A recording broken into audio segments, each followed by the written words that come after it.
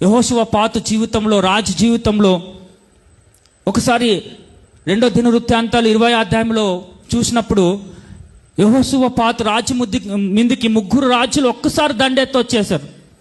ఒక్కసారి వాళ్ళంతా వచ్చి ఆ యొక్క రాజ్యాన్ని రౌండ్ ఆఫ్ చేసేసినారు అనమాట. ఇప్పుడు ఎస్కేప్ అవ్వడానికి ఛాన్స్ లేదు. ఆ టైంలో యెహోషువపాతు మనస్సు నిలుపుకున్నాడు.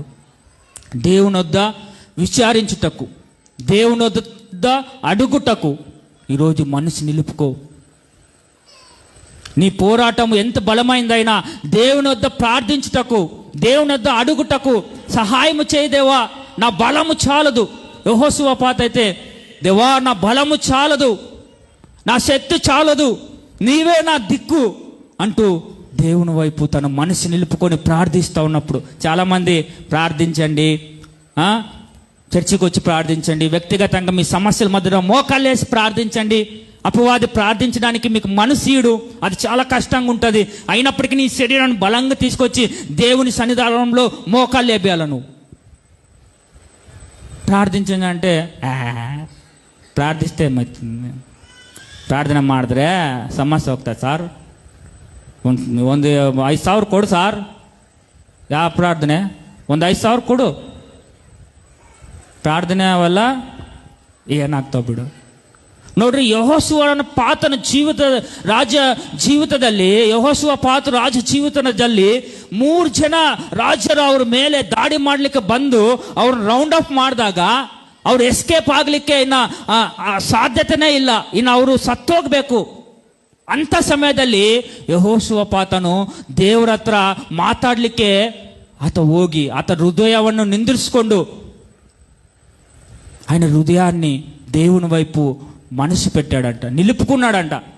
ఎప్పుడైతే దేవుని యొద్ద మనసు పెట్టి నిలుపుకొని అడుగుతా ఉన్నప్పుడు ఏం జరిగిందో తెలుసా? అద్భుతము. 3 వచ్చినారు.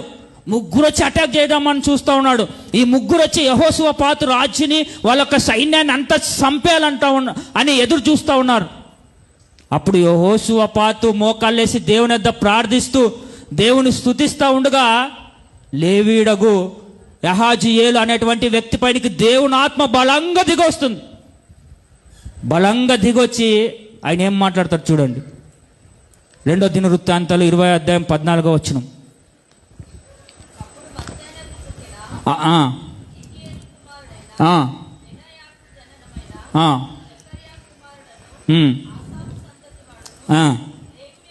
లేవీయుడగు యహాజీయేలు సమాజంలో ఉండగా అతడు ఇలాగ ప్రకటించెను.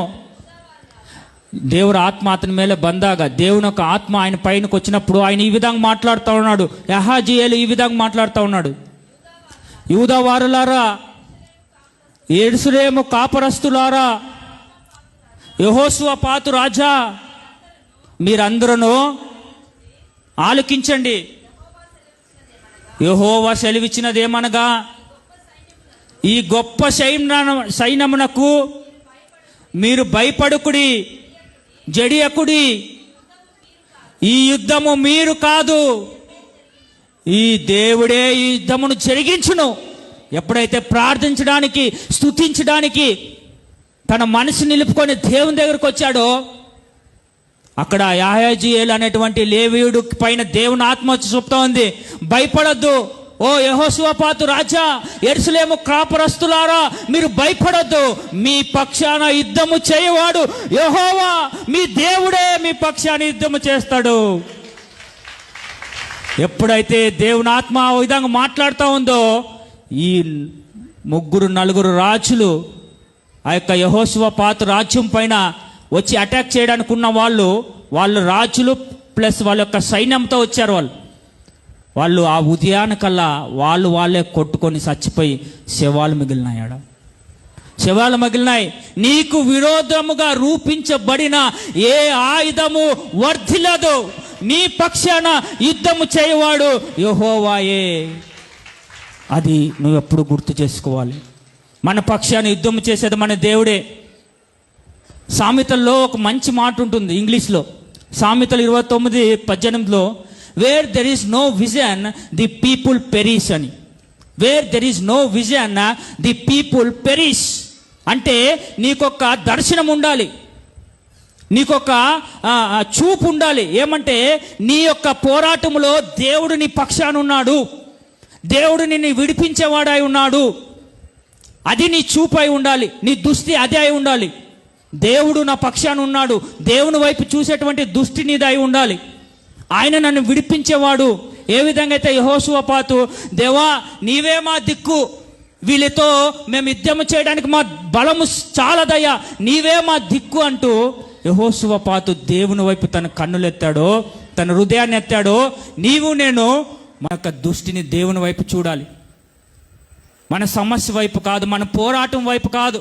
నువ్వు పోరాటం వైపు చూస్తే ఓడిపోతావు. దావీదు అంటా ఉన్నాడు కదా, ఎట్లా పోరాడతావు నువ్వు, నీ బలమేమి, వాట్ ఈజ్ యువర్ స్ట్రెంగ్త్, నీ బలమేమి, ನೀನು ಎದುರಿಸಲಿಕ್ಕೆ ಹೋರಾಡುವುದಕ್ಕೆ ನಿನ್ನಲ್ಲಿರುವಂಥ ಬಲ ಏನು, ಏನಿದೆ ನಿನ್ನ ಹತ್ರ? ಇವಾಗ ನಿನ್ನ ಮುಂದೆ ಸಮಸ್ಯೆ ಬಂದಿದೆ, ನಿನ್ನ ಹತ್ರ ಏನಿದೆ, ನಿನ್ನ ಹತ್ರ ಹಣ ಎಷ್ಟಿದೆ, ನಿನ್ನ ಬಲ ಎಷ್ಟಿದೆ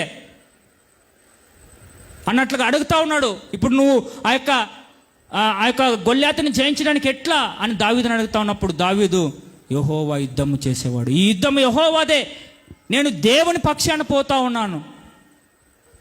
మన పక్షాన్ని యుద్ధం చేసేవాడు. మన యొక్క చూపు ఎట్లుండాలంటే ఆయన మన పక్షాన ఉన్నాడు.